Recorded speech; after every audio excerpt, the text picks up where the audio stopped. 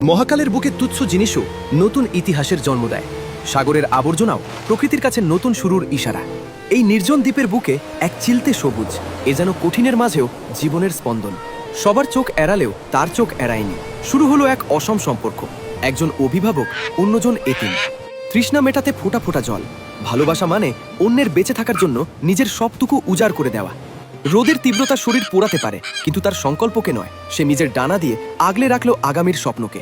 ধৈর্য কখনো বিফল হয় না। শুষ্ক মাটি ফুঁড়ে মাথা উঁচু করে দাঁড়ালো জীবনের প্রথম জয়স্তম্ভ। কষ্টের ফল নাকি মিষ্টি হয়, এই লাল টকটকে ফলটিই তার প্রমাণ। প্রথম জয়ে তৃপ্তির স্বাদ। কিন্তু প্রকৃতি সবসময় দয়ালু নয়। এক নিমিষের ঝড়ে তছনছ হয়ে গেল তিল তিল করে গড়ে তোলা স্বপ্ন। সব হারিয়ে সে আজ নিঃস্ব। ধ্বংসস্তূপের সামনে দাঁড়িয়ে মনে হলো, সব কি তবে শেষ? না, যোদ্ধারা হার মানে না। ধ্বংসস্তূপ থেকেই শুরু হলো নতুন করে ঘুরে দাঁড়ানোর শপথ।